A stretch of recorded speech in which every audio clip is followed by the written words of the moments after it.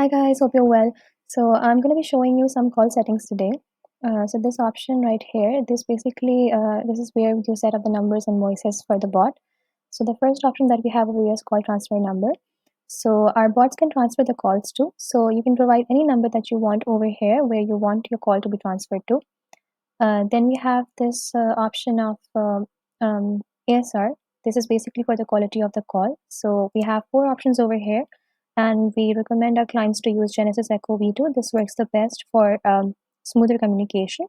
Then we have the main option of a gateway, right? So we recommend our clients to use their own Twilio account. This is our Twilio account, V2Twilio, but we recommend our clients to use their own Twilio account so that there are no hurdles in between.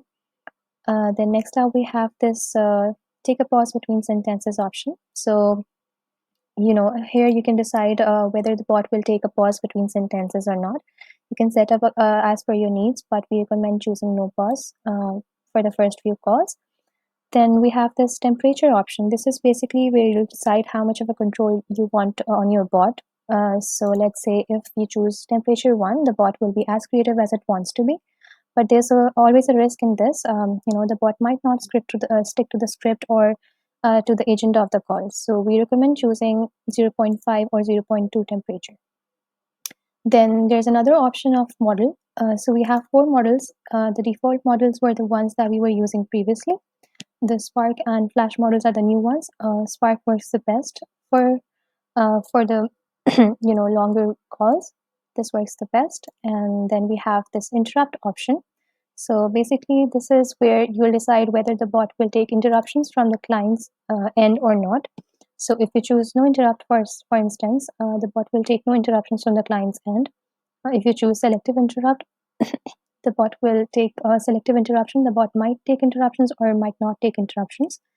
And similarly for barge and no reply, the bot will take interruptions but will not respond to any of it. And if you choose barge and reply, the bot will take interruptions and will respond to them. So we recommend choosing no interrupt so that the bot sticks to the script and the call goes smooth. And then we have these options. Before that, we have the select voices option. With this play icon, you can actually listen to the various voices that we have from this option, right? So we have multiple voices that you can choose from, and you can listen to it and choose accordingly. We recommend choosing an ultra realistic voice so that it sounds more humanly and less robotic. Then we have these main options of, the first option is voicemail detection. So the voice bot will detect if if it encounters voicemail. So if you put it on true, the voicemail will be detected and the bot will disconnect the call after leaving a voicemail message. Then next up we have check user option. If you put it on true, the bot will detect if the user is still on call, and if the user is not on call anymore, the bot will disconnect the call immediately. Then we have this Velox mode option. This is basically to reduce the latency of the latency in the call in the responses. So if you put it on true, the call will go faster and the communication goes faster and smoother.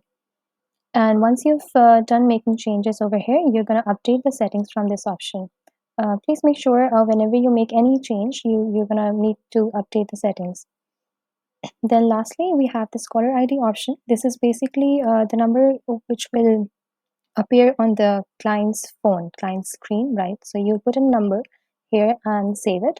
Once you click on save, you'll get a 6-digit verification code that you need to put on the call that you received, right? So this way you'll verify the number and the number will be verified and you're good to go.